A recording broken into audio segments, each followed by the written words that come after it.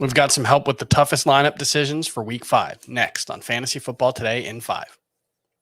Welcome to FFT in 5. I'm Chris Towers here to give some start and sit calls for the toughest players to gauge for week 5 of the NFL season. But first, let's talk about that Thursday night football game between the Broncos and Colts, I guess, if we have to. That was a game. That was a bad game. One of the worst games I can remember in terms of offensive performance. Yeah. Okay, so winners from that game, anybody who didn't have to watch it. And in all honesty, like, there really wasn't anything good about this one. Alec Pierce showed some nice things, 8 catches for 81 yards on 9 targets, did some really nice stuff on some contested balls, some poorly thrown balls by Matt Ryan. But the problem was pretty much every pass thrown by Matt Ryan was poorly thrown in this one. And it's hard to get excited about the number 2 offense in a number 2 wide receiver in an offense quarterbacked by Matt Ryan right now.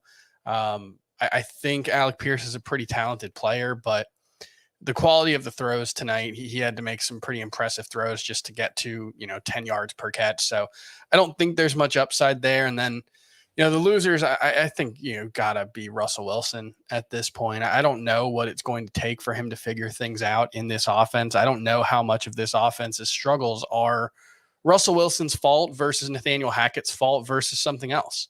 We used to say, let Russ cook. And maybe the Seahawks were protecting him from himself and keeping him from getting burnt in the kitchen, because it's been a pretty miserable experience so far. Red zone woes continued. He had at least, I know he had at least 1 end zone interception. It might have been 2. They just can't close out drives. They scored 9 points in 66 minutes of action in this one. It's bad things all around. Melvin Gordon looked okay. Mike Boone looked faster at the very least, but Gordon did get 15 carries to 7 for Boone. Both of them had 3 targets, 47, 49 yards for Gordon and Boone. It's a split backfield in a bad offense right now. So I don't know how excited you can be about either of them. I think Boone is absolutely worth rostering with the way he looked, 10 touches in this one, but Gordon's the clear number 1 back there, and I think that's going to continue. So Thursday night football, hooray. And now let's go to some of the toughest lineup dilemmas.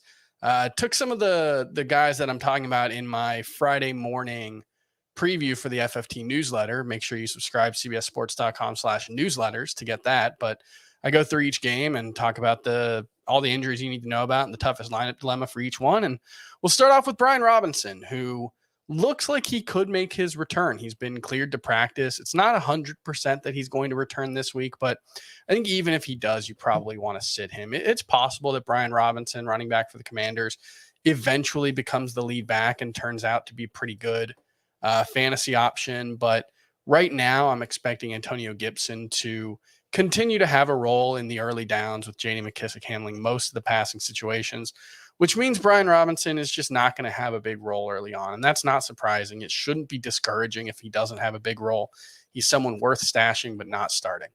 Let's move on to Kyle Pitts. And this is a decision that I think a lot of people are going to struggle with the way he's played. He's maxed out at 25 yards in 3 of his 4 games. And the one other game, he had like 80 something yards. It wasn't a massive game. It wasn't like a, TJ Hawkinson in week 4 kind of performance. This is one that the decision might be made for you because he hasn't practiced so far with the hamstring injury on Wednesday or Thursday. If he does play, look, I'm probably going to start Kyle Pitts. I'm unless I've got Zach Ertz or Tyler Higbee. Those are kind of the only guys who were widely available at one point that I might start over him, or I would start both of them over him. Probably not Gerald Everett, although that one's kind of close, which tells you how much my expectations for Kyle Pitts have changed. But I still think like Gerald Everett probably doesn't have 180-yard upside. Kyle Pitts does. That's the thing that makes it hard to go away from him, even in that offense.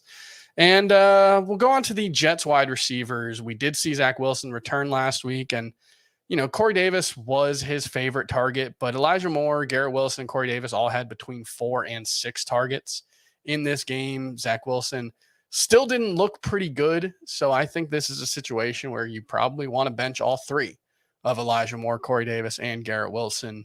It's not necessarily a must bench for all 3, Garrett Wilson is like a 30 number wide receiver 32 for me. The other two guys are in like the 40 range. So, in your deeper leagues, they're worth using, but I'm going to wait. I think I want to have all of them on my roster, preferably not all on one roster, but my various rosters, and see if Zach Wilson can take a step forward. He was a little better in the second half, but still looked pretty shaky overall. So that's a situation where until we have some clarity on the depth chart for the Jets, until we have some clarity on the hierarchy, and until we have some clarity on whether Zach Wilson can be better than he has been, I'm just going to avoid that one. That's going to do it for fantasy football today. In 5, for those of you watching on YouTube, there's another link to the Q&A. We're going to go for about 45 minutes after this. So switch over to that, and we'll see you next time.